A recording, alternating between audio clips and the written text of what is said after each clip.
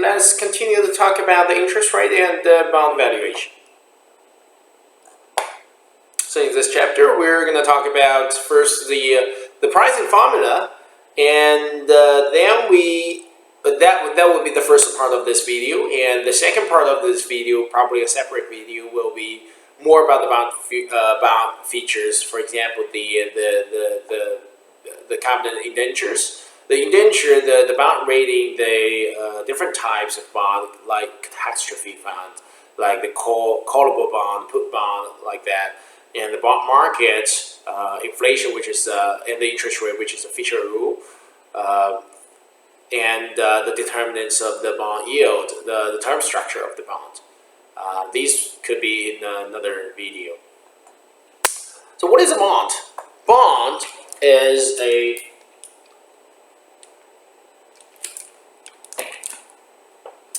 very standardized financial asset. Any financial asset is a contract. Okay. Remember that any financial asset is a contract. It's a contract saying your obligation. The investor, the bond investor buys this contract, okay, this security, this bond security, meaning that the investor has an obligation to give the money to you, the bond issuer, money now. And as a bond issuer, you have the obligation to give back principal plus interest to this bond investor, the holder of this bond security, in the future. So on this bond security, what are the different elements are there? If you Google bond, well, remember, do not just Google bond. If you Google bond, it's going to give you James Bond, the character of the movie. You Google like the American government bond or China government bonds, and it's going to give you, now all the financial securities are electronic, so you do not see a real paper bond. But bond was a paper. Okay, it's a contract. It's a paper, and you can see that because now it's a slides. I forgot to paste it here. I should have pasted it here. I'm sorry for that. If you Google the government bond, you will see that the government bond always had, like 100 years ago, the government bond has, or the company bond, they have the par value or the face value, which means that at the end of the maturity date, so a bond can mature. Bond has life length. So as a bond investor, I give you money and I have the bond. Then the bond says the maturity date is in 3 years. So at the end of the 3 years, as a bond issuer, you're promised to give the bond investor the face value. For example, the face value is $1,000. Then you will have to give the bond investor $1,000. If the bond investor purchased 10 bonds, okay, 10 papers, he will hold 10 papers, 10 contracts that come to you and say, hey, pay me face value. You will give him face value $1,000 times 10, because you have the obligation to pay the face value for each bond. Coupon rate times multiplying the face value will give you the coupon payment. The coupon is not the coupon that you buy, that you use to have a discount in the supermarket. It's a different concept. This coupon is kind of like the per period payment, more like the interest. Okay, more like the interest. So on the bond, it will say, as a bond issuer, you have to regularly or irregularly, based on the different terms, you have to pay the bond investor the certain coupon payments. Maturity date indicates the how long you have to obey this obligation and to fulfill your obligation. Then year to maturity. Year to maturity is a return. Okay, it's a little bit different than, it's kind of different than the interest rate, but they're pretty similar. So you can basically understand the year to maturity as interest rate in the bonds calculation. So this is the timeline model for the bond payments.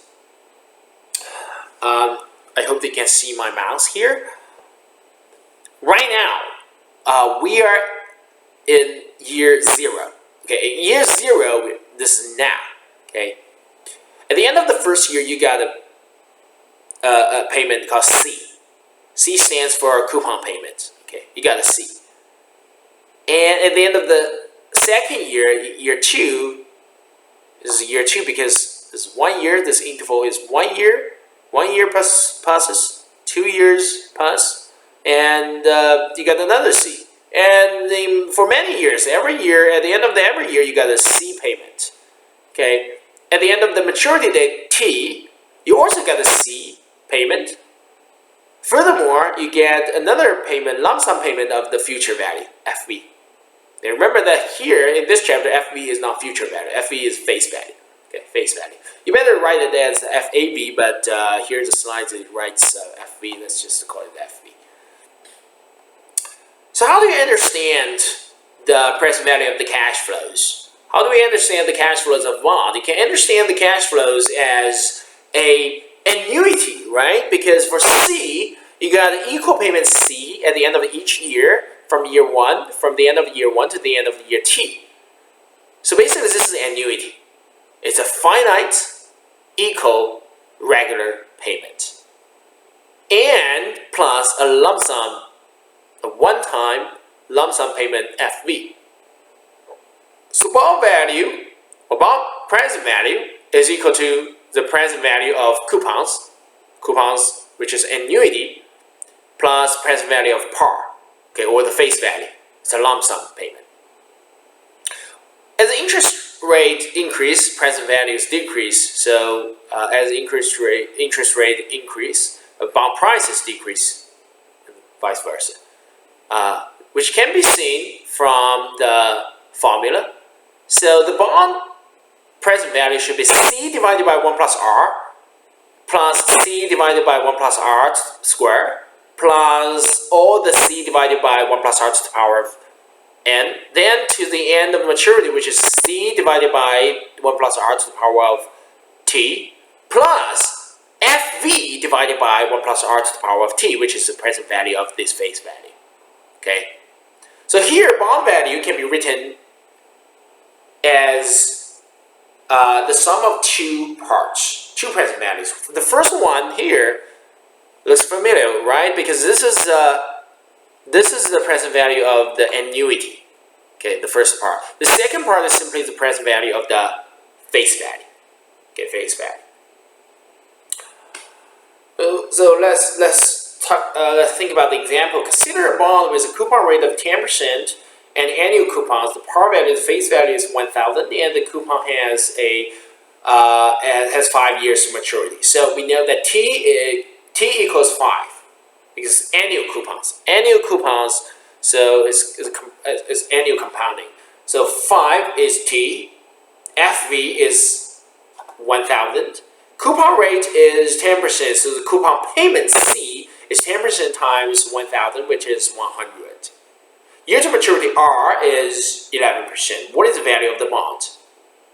So you plug this R into this formula. R is 11%, and C is 100. T is 5. FV is 1,000. You plug all these numbers into this formula, you find that B, the present value of this bond is 963.04. Here you can use the financial calculator to calculate. The PMT is payment. The payment is C, and FV is face value. The interest rate yield is 11%, and in this 5, you can find out the present value of the bond. You find that the present value of the bond in this case is smaller than the par value. Okay. So actually, this is a rule. When the year to maturity is greater than the coupon rate, then the price of the bond is smaller than the face value. Okay, which is actually easy to understand. When R is greater than the C, then When R is when R is greater than C divided by FV, the bond value is smaller than FV.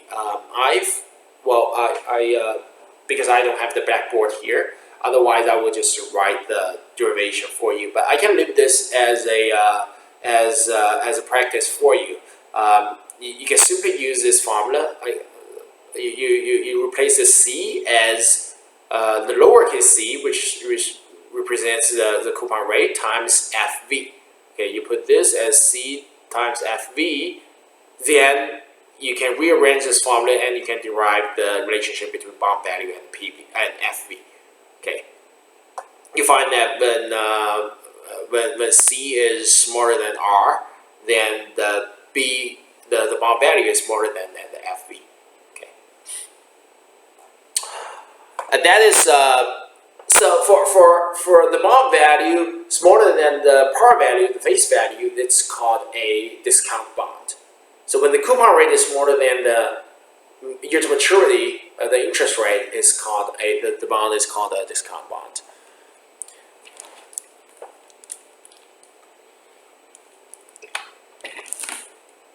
The related concept is premium bond. Premium bond. Suppose you're reviewing a bond that has a 10% annual coupon. So coupon rate is 10% and the face value is 1,000. Therefore, the coupon payment is 100. There were 20 years to maturity, and the year to maturity is 8%. So R is 8% and T is 20%.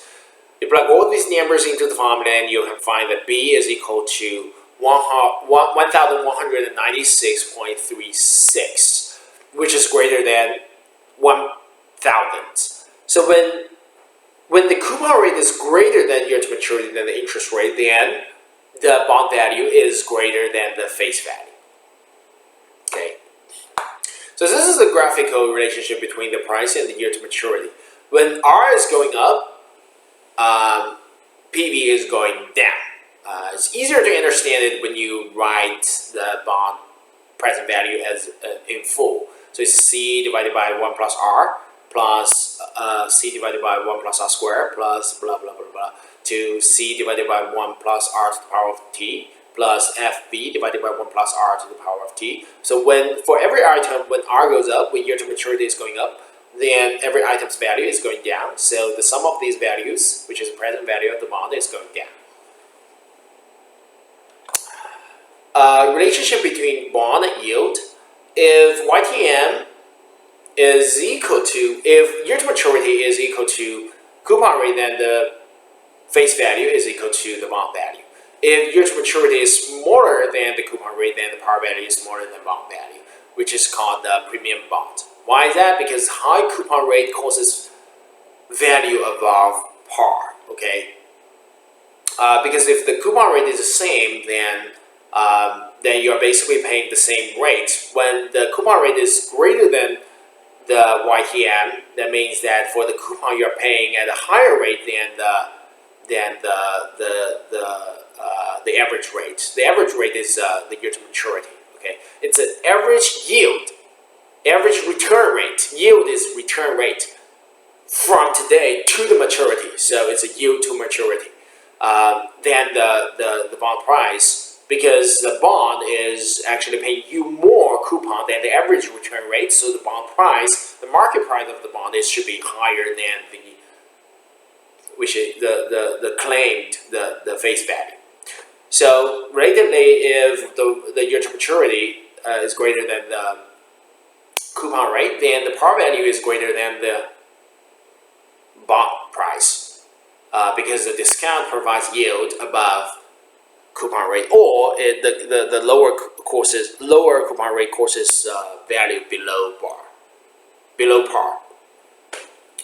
Think about the example. If an ordinary bond has a coupon rate of 14%, okay, then the owner will have a total of 140 per year.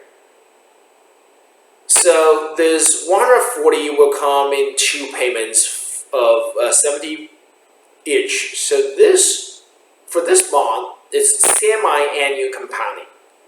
Okay, because the coupon is paid twice a year. So every 6 months, It's a compounding period. The bond matures in 7 years. So it has 7 times 2 because every year you have 2 semi-years. The bond matures in 14 periods. The year to maturity is quoted at, so this is APR, is quoted at 16%. So every semi-annually, every 6 months it's 8%. So R is 8%. C, the coupon payment is $70. Okay, so we know that the R is 8%. The T is 14 periods, 6 months, and face value is 1,000. Face value is 1,000 because we have 140 divided by 14%. We know it's 1,000. Usually the face value is usually $1,000, a standard face value, and the coupon payment is 70. So you can calculate that the bonds present value is 917.56. For the bond investment, you have 2 related but different risks. Price risk and reinvestment rate risk.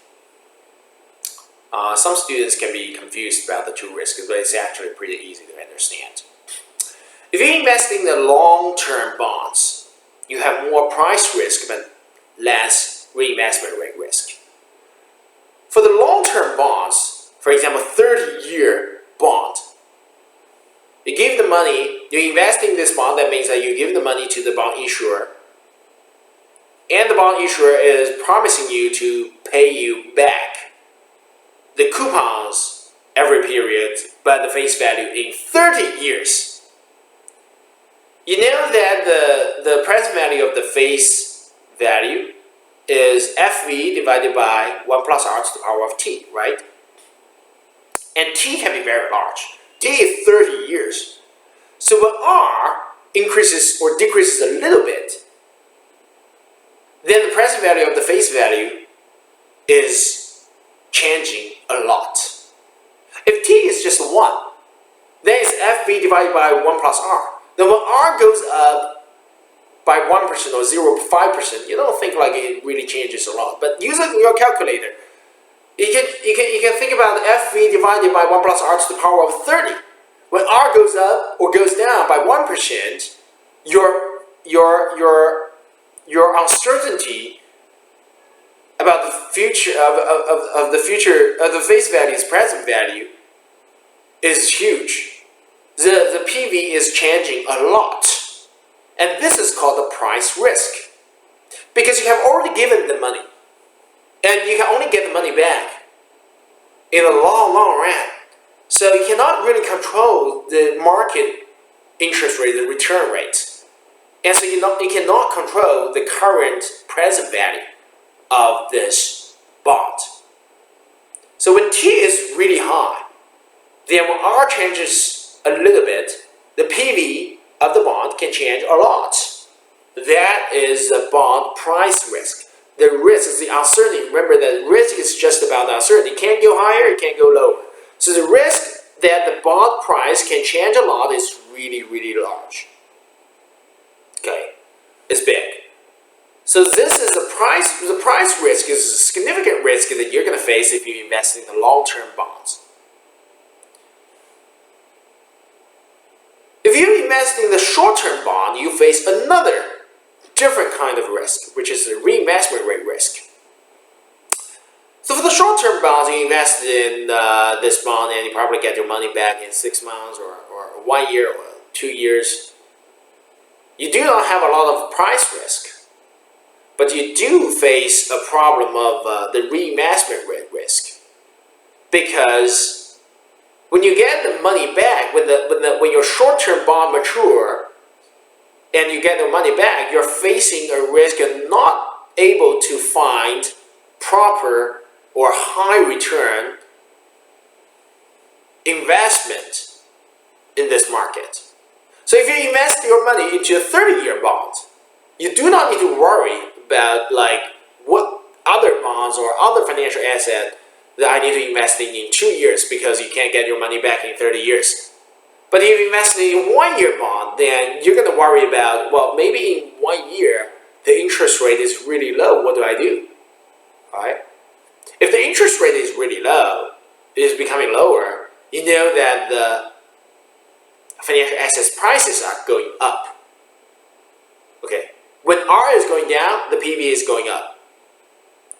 So if you get your money back in 1 year, and you happen to find that the interest rate going down at that time, then you are in trouble. You're in trouble. Because you find like all of the asset prices can be very high. Your money cannot really buy a lot of financial assets. Okay. Think about financial assets as, actually bond is a little bit like real estate. Like if as a student, you're probably more interested, you probably are more familiar with a house, with apartments in Hong Kong or in anywhere in the city. If you buy an apartment, you just think about the bond as an apartment that can mature. So if you buy an apartment that matures in very, very, like in 30 or 70 years, you do not need to really worry about when you get the money back, which other apartment you need to buy. You just need to worry about the interest rate. When the interest rate is going down, your real estate price is going up. When your interest rate is going up, then the real estate price is going down. This is the price risk. If your apartment, if your investment can mature in 1 year, so in 1 year, you're going to get your money back. At that time, you're worried about not being able to buy good financial assets. That's a risk that you will be facing for reinvesting in other financial assets. So that's reinvestment rate risk. Mainly for the short-term financial assets, short-term bonds investors. These two risks are not just for bonds. They're also for the other financial assets. Okay. This is a value of a bond with a 10% coupon rate for different interest rates and maturities. You can see that when the interest rate is, this is to illustrate the price risk. When the interest rate is 10%, you find that the 1 year time to maturity, 1 year bond and 30-year bond, their value above $1,000. But for 30-year bond, the T is much larger than the T is 30, which is much larger than 1 year bond. When the interest rate is getting lower, then you find the 1 year bond's value goes up a little bit by 0.62. But for the 60-year bond, when the interest rate is going down from 10% to 5%, you find that the value of the bond is going up to much, much greater number of 1,768. Well, when the interest rate is going up to 20%, you find that 1 year bond's value decreases from 1,000 to 916. But the 30-year bond's value decreases by almost a half, from 1,000 to 502. Okay, so for the longer term bond, the price risk when interest rate can change a little bit, the price change can be very high. So the price risk is high. How do you compute the year to maturity? Year to maturity is rate implied by the current bond price. Why don't we call it interest rate? Because interest rate is a quoted rate. When you deposit money into the bank, and the bank will tell you the APR. When you borrow money from the credit card using your credit line, then your contract will state your APR, and you know for sure how much money how much interest rate how much interest you're going to pay in the future.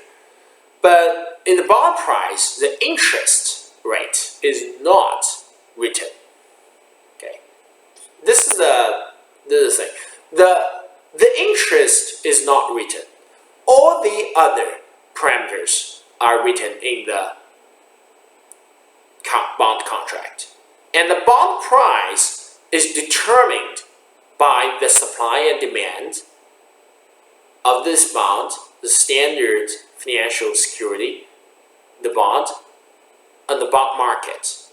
So actually you do not, when we use the R, the interest rate, to calculate the PV of investment, for bond it's more like you have the bond price and the value of the other parameters, and you use all of these variables to calculate the interest rate.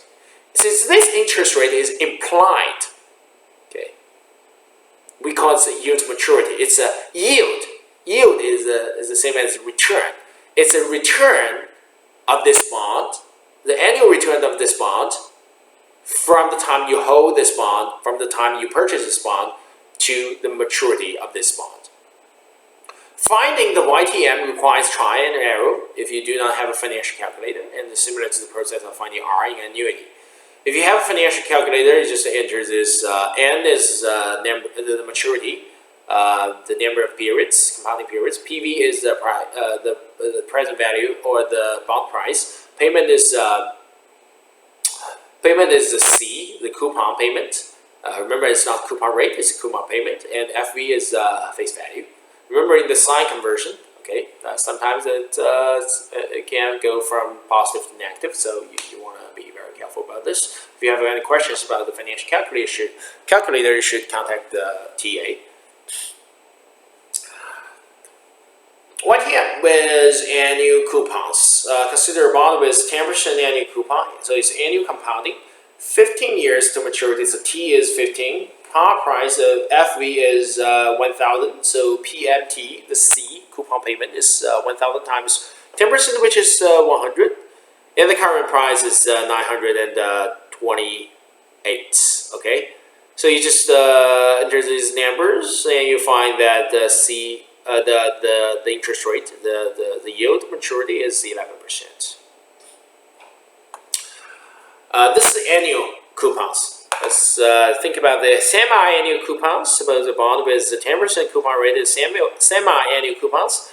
So the bond payment per year will be 1,000 face value times 10% will be 100. But since it's semi-annual coupon, so every 6 months the coupon is 50. So here the PMT is 50. Face value is 1,000. N is 20 years times 2, because every year it has 2 6 months. So 20 years times 2, N is 40. Okay, and the bond price is 1,197. And the interest rate yield to maturity is 4%. But remember, this yield is a semi-annual yield. Okay, you still need to multiply it by 2 to get the annual return rate of 8%. Brief summary about the bond value. The bond value is the present value of the annuity plus the face value of the present value of the face value. Okay, and you can use a financial calculator or try and error to find out the yield of a bond. Okay, this is the first part of the bond video. Let's take a break and then use another video to talk about the more features